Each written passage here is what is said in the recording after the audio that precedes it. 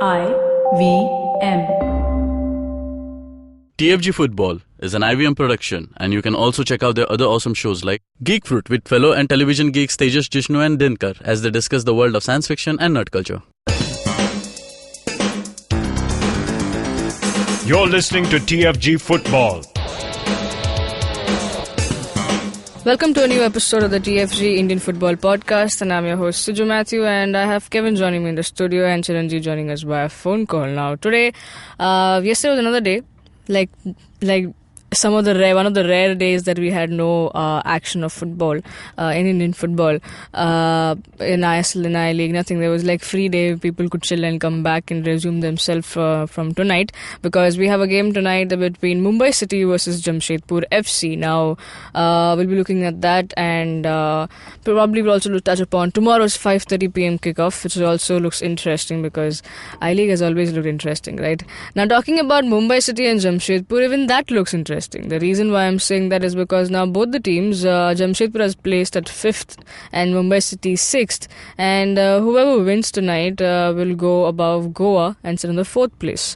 So that's just, these two teams, even probably if Kerala can manage to get some more couple of wins, because Jamshedpur and Mumbai City have been able to do that. They've got a couple of wins in the past 2-3 matches, and if they can do that tonight, they might either they can secure a place in the top 4 if they continue the winning run, or topple the top 4 positions between either of the teams. So pretty interesting things out there. Kevin, I'm going to come to you. ISL definitely looks like, you literally can't, just like all the coaches, including Albert Roca or Steve Coppell, who've said that we literally can't say you can't fix the top 4 till it's over. So what do you have to say about tonight's match, and also looking at the points table? It's an open race altogether. Only Bengaluru look a little comfortable at the top, but again, what does first position? Doesn't matter. First position doesn't matter. You just have to qualify for the playoffs, and then you have the knockouts. Yeah. So 4th position obviously is mid-table, and there'll be many teams trying to get there. I think apart from Delhi Dynamos, every team has got a chance to get that 4th spot, and this again is that kind of a game where you get to enter the top 4 if you do get in 3 points. Just checking the squads of both teams and the performances have again been not consistent from both sides. But Jamshedpur, on the other hand, they just able to scrape through most of the time, and on similar lines, Mumbai City have been that team that are able to close in in the dying minutes of the game. Jamshedpur, on the other hand, they are hardly able to create those goal scoring opportunities. A lot of things. Are factors over there. We've seen Cherry doing so well on the wings for Jamshedpur FC, and it's going to be a battle between him and Raju Gaikwad if he does play, obviously.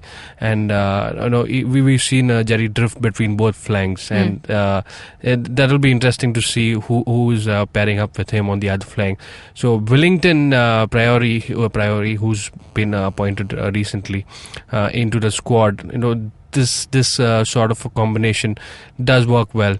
Priory up there, and Duty, somewhere he just looks very similar to Duty as well. So that's a trio that I'm looking forward to in the Jamshedpur attacking line. That is fast, is spacey. They switch wings, and they're able to trouble the wing back. No, Chiranjeev, we've seen I think most improved team from the start Jamshedpur looks like, because from this they had a very slow start, but a couple of matches they've done pretty well for themselves, and also some of the players like Trinidad who's coming up and scoring for them and getting those important goals and winning for them. What do you have to say about tonight's fixture? Well, Jamshedpur have a bigger impetus to win tonight, because just look at the top 4 place. I don't think anybody's fully safe yet. You can say Bengaluru is going to make it, Chennai FC is going to make it, but we're just looking at their past record to say that we're not mathematically sure yet. Nowhere close to it, in fact. We have to assume at this point that Goa will beat Northeast at home in their next game and will go up to 22 points from 12 matches. Right. So the assumption should be at this point that the threshold of the top 4 is at 22. So Jamshedpur are at 19 points. Mumbai City are at 17 points. Jamshedpur FC, it seems like they just have to win tonight, because after this they have no easy fixture at all. It's like who are they playing next? Okay, Northeast United at home, you can arguably call that an easy fixture. The last 3 matches are against Chennai, Bengaluru, Goa. Right, and you are at a desperate knockout situation. So they have to win tonight, and they have to win against Jamshedpur FC. On the other hand, Mumbai City have a lot of 6-pointers in their hands. They're playing against Pune City. They're playing against ATK. ATK maybe are out of the race now. Yeah. But these are winnable fixtures. ATK away, Northeast United home, Delhi Dynamos away. You can say that even if Mumbai City don't win, they have a chance to put together 3 or 4 wins and hope that Pune City falter, and then they can sneak into the top 4. So even though it looks like Jamshedpur FC are slightly ahead in the curve, but it's literally do or die for them, and they will have to hope desperately that those 1-goal wins that they put together against Kerala, Delhi, ATK, it works against Mumbai as well. Yeah. Because seriously, it's just a bit of a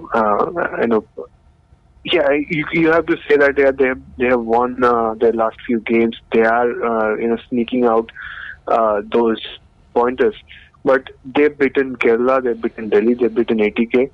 They have lost to Goa and Pune City just in the past few weeks. So whenever they go up against these bigger teams in terms of the top 4 race, they seem to falter. So it's literally not looking good for Jamshedpur at this. Now, for me, I think it looks like the top 7 can any 4 from that can be top 4, because I don't see 8, 9, 10 doing much, because ATK, Northeast, Delhi look very slim. Because ATK why do you keep Kerala Blasters in the game still? Because see, I'm just looking at the points. They have still 17 points. It's something to do with about their number of matches being played. I mean, if one loss and they're out, I will not even count them. Right now, I'm counting them not because I'm from the same state. I'm counting them because they're a little have more better points than the bottom 3. So if you can count Mumbai City, I think you can count even Kerala, because they both are the same points. So if Kerala versus one loss would mean like kind of almost the end, because Jamshedpur, Mumbai. They have to play Pune away, they have to play Bengaluru away, and they have to play Chennai at home. Yeah, so the 2 losses that they've had under David James has been a big setback for them. So they have to really buck up, probably show the best that they haven't showed in the past 4 years, past 3 years in the upcoming fixtures. But Kevin, coming to you, we spoke about Jamshedpur, how the players look, but what do you think about Mumbai City? Now they're playing at home, but this season they've had ups and downs playing at home. They've had wins, they've had losses, and we've always complained, or people who were speaking about watching Mumbai City games always said that luck has favoured them. They've not played that much, but the match against Goa was worth watching. I mean, it was a 4-3 victory. It was a hard-fought win. So, what do you have to say? They also defeat Goa in the last minute when they played at home, right? Now, what do you have to say about the squad Mumbai City is having? And slowly things are happening. But do you think is it too late for them to be striking good?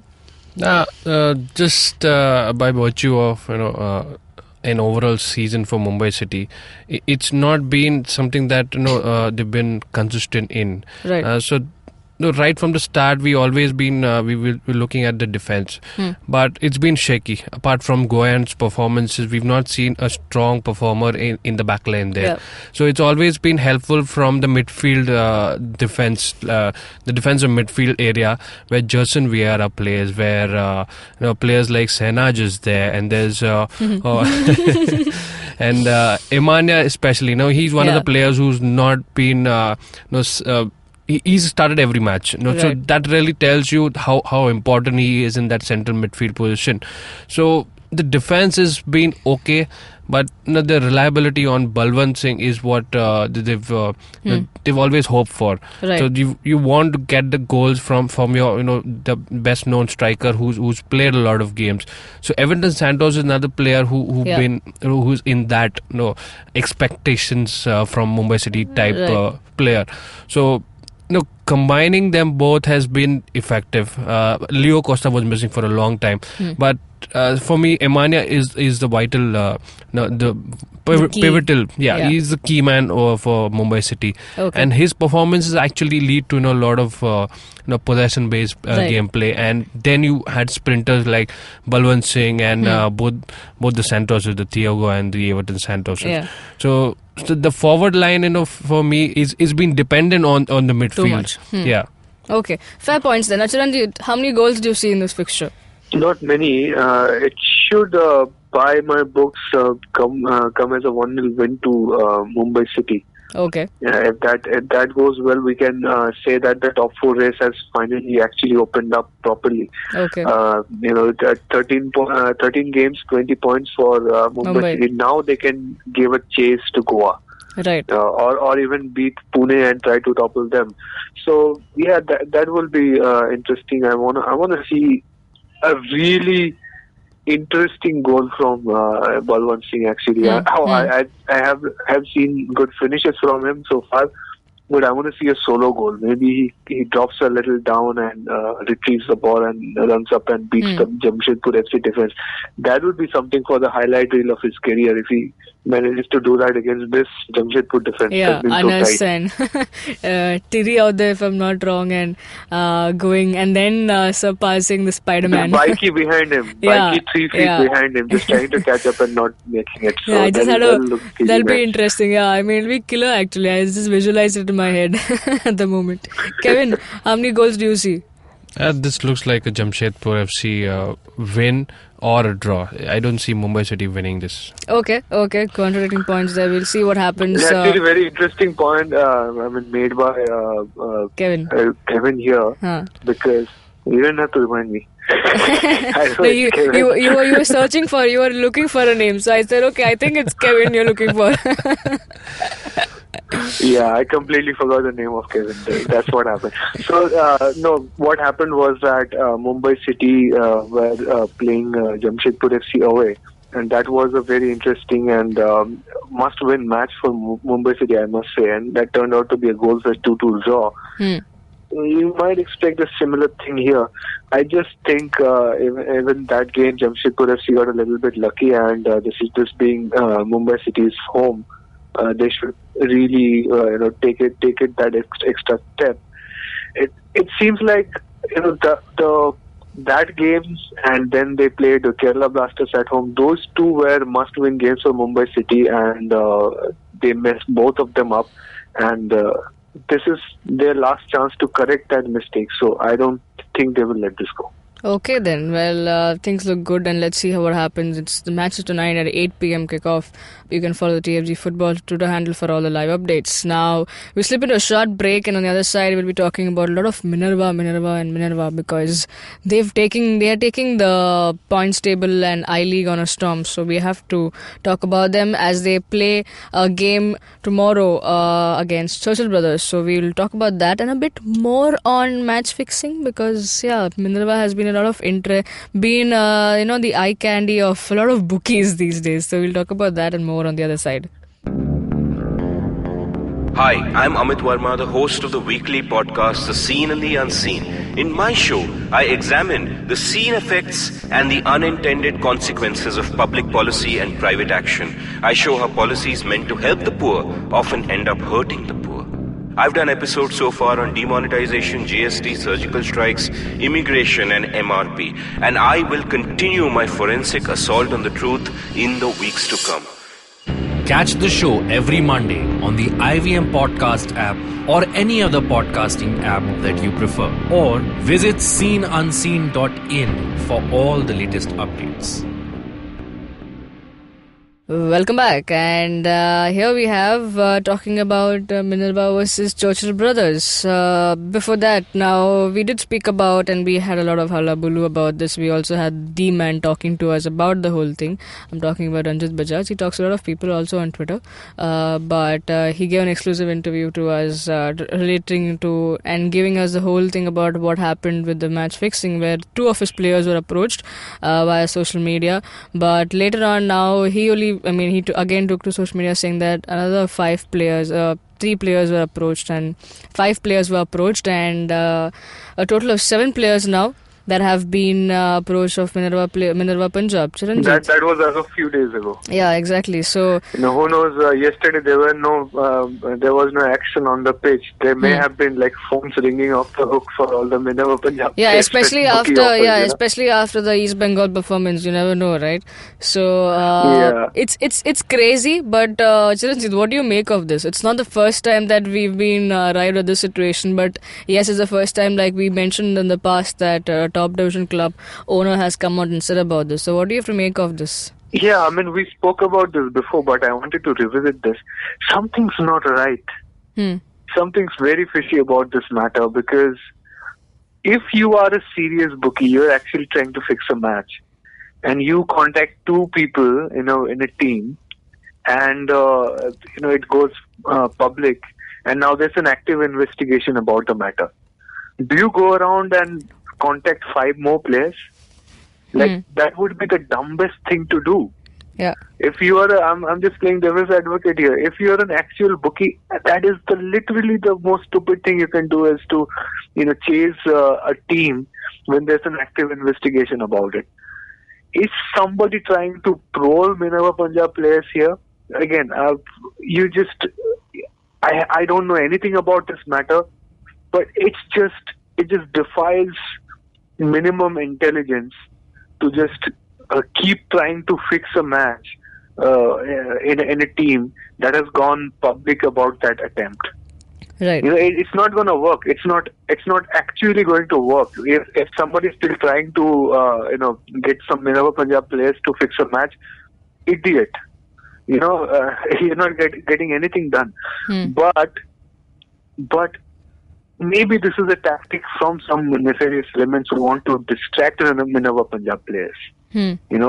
Just they want to keep this thing alive, because it's an uncomfortable itch in your head. It's a very unsettling situation to be in the spotlight for, and just keeping doing this maybe would make enough distractions ahead of their major games, which will actually, if they do well in those, will ensure that they win the title. So it could be that. It could be, maybe some more than one group or persons are trying to fix matches. Whatever, man, it could be anything. Ranjit Bajaj was asked about this after the match, East Bengal versus Jamshedpur FC, Minerva Punjab, and he said that I have reported everything to AFC. They have directed me towards AIFF, so AIFF will be looking at this matter. So I'm pretty sure the integrity officer and other people who are in charge of the situation are looking at it. But it's just, I just have to say, whoever is trying to do this is so freaking dumb. Unless they're just trying to troll or just trying to get some cheap thrills out of it, which makes them an asshole. Can I say asshole in this podcast? But I think the word is very appropriate. Yeah. For whoever is trying to do this. I like how we are judging the intelligence of the bookies here. I like how we are analysing that bit. But Kevin, do you want to add something to that? Because it's actually, when Chiranjit said that, it makes sense. Or is it some insider thing that who doesn't want Minerva to take this league? It could be a distractive strategy. Obviously, it may not be the actual bookie who's trying to do. It's just trying to get your mind off. Trying to get a focus of what you want to do. Minerva Punjab, for the first time, they are in a position that they can sense, they can smell victory. That close they are, and then when you add something to just let your focus go by, and that could be in the reason or motive behind it. It might not be actually, getting a match fixed. It might be just, throwing you off your focused, your concentrated attempt to get to the title. So Right. I don't see this as, a real, conviction attempt from the bookies. It doesn't look like. Okay, well then now let's come to the match finally. We're talking about the game and the beautiful game. Let's stick to that. The 90 Actually, minutes. just something that occurred to me. Okay. It could be a cover up Off? Like- Like what? of like somebody actually tried to fix a match and called two players, and suddenly it went public. So they're now doing more of these dummy calls just to send the investigators on a wild goose chase to cover up for the original calls.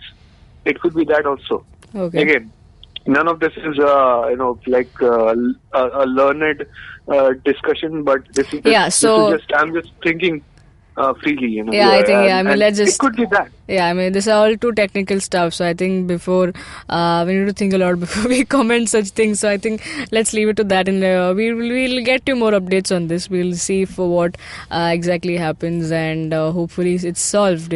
So let's come back to the match now.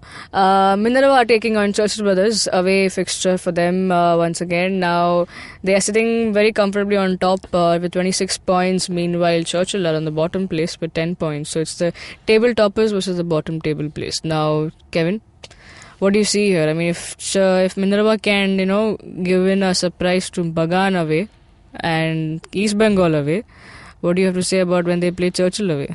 They've been always strong at home. Churchill Brothers, we know, they're comfortable by the positioning of players, and especially this new squad that they've gotten to, get them out of the trouble zone.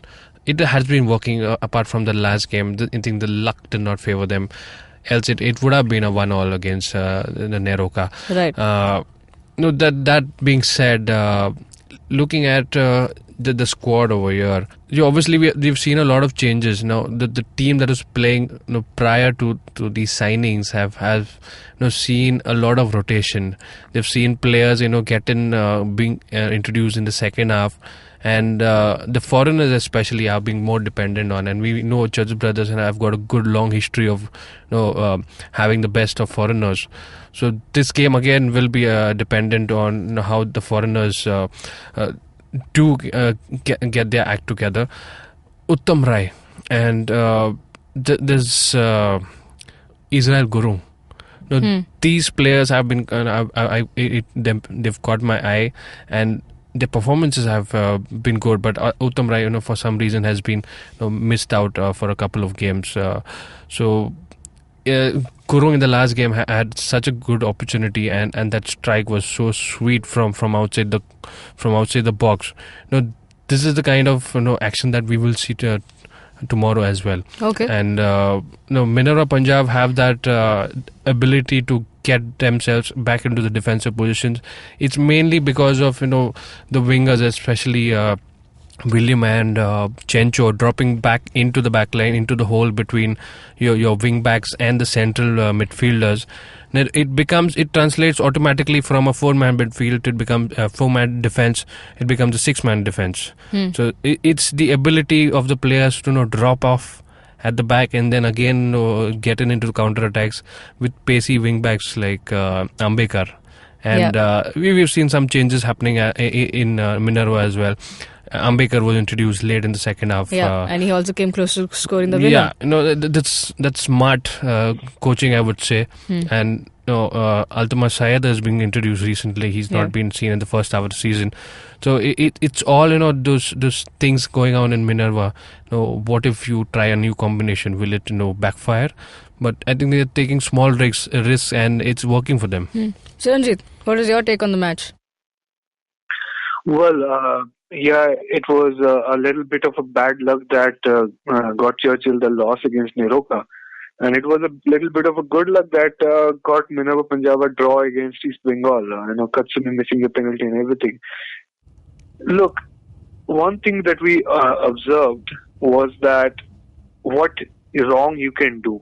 You can either do less of an emphasis on Chencho when you are trying to defend against Minerva Punjab, or you can put too much of an emphasis on Chencho. And both of them will get you had.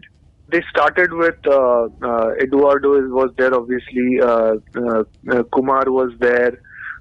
So one of the things that East Bengal have done over the season correctly was that you always have some defensive midfielder like Kevin Lobo or even Arman, who can drop down and add to that defense, similar to what Churchill are doing now.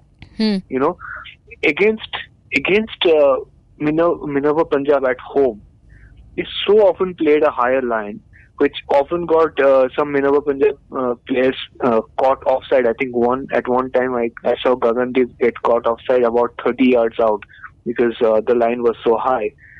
Otherwise, it can also give them enough space that the opponent strikers can use just in case they can avoid the offside trap, which if you're trying 10 times, it's going to happen once or twice. Souvik Das had a moment like that. He made a great run, didn't manage to score, but you do let them do that 2-3 times. That's going to happen. Minerva Punjab are going to get a goal through that. What makes Churchill Brothers and East Bengal different is that Churchill Brothers have a slightly deeper defense now. It looks better on paper. They got players like Hussein Eldor. They got I can't even pronounce his name right. Emuere Jai or something. Emuere Rai. They got Osagi is also there. 3 foreigners in the defense. If they can start, they can even put in Wayne Vaz in the middle if they want. Of course, they can have the defensive midfielders come in and make that block.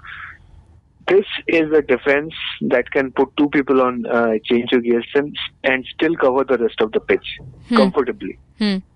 So, in that sense, this new Churchill Brothers defense will be much more able to be effective against the Minerva Punjab attack than we can say East Bengal. And also remember, they have very different motivations here. East Bengal had to win. They were trying to get an early goal against Minerva Punjab because they are trying to fight for a title. They're trying to topple the league leaders. So they had that initiative. They had to be aggressive. Churchill Brothers are now sitting on 10 points from 10 games. They have 2 games on Chennai City, who are also on 10 games. Chennai City are not safe from relegation. So in order to avoid relegation, they can, sit back and take a draw here. They're playing against the league leaders. They're not going to mind taking a draw. They're going to have enough games later to get ahead in the points. So Chennai City anyway are going to have some very tough games. They're now playing Aizawl, and they're even going to play each other on 17th February. So Churchill Brothers have enough time to sort of make themselves safe at the bottom. So they don't really need to try to win this against Minerva Punjab. So they can put more emphasis on the defense if they want. And that's going to be tougher for Minerva Punjab to penetrate than the East Bengal defense at this point. Okay. Fair enough. Now, Chiranjit, goals that you see in this game?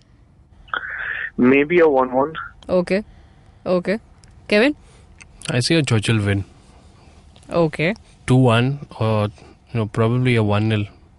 But it's difficult to imagine Minerva not scoring in a game. So a clean sheet to Churchill is next to impossible. So probably we'll see a 2-1 to Churchill. Okay, well, interesting there. Now, this match, just to remind you, it's not today, it's tomorrow, 5:30 p.m. kickoff. So that brings us to the end of our discussion. Now, follow us on TFG Football Twitter handle to get all the updates of Indian football. You can talk to us directly on Twitter as well. Chiranjit Oja, Boza_Kevin, Suju Matthew 94. If you did like the show, then please like, share and subscribe to our YouTube channel. Hit the bell icon to get updates of our new episode. Let us know what you thought about whatever we spoke today in the comment section below. And also check out all the stories on our website, thefangirls.com, related to Indian football. Have a great day, folks. Come back to us tomorrow. Cheers.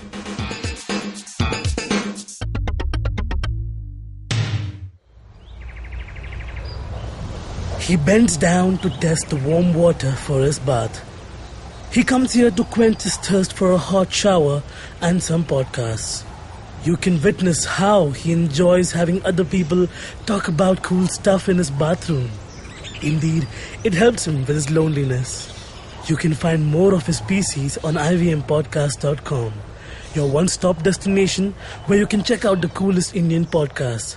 Happy listening.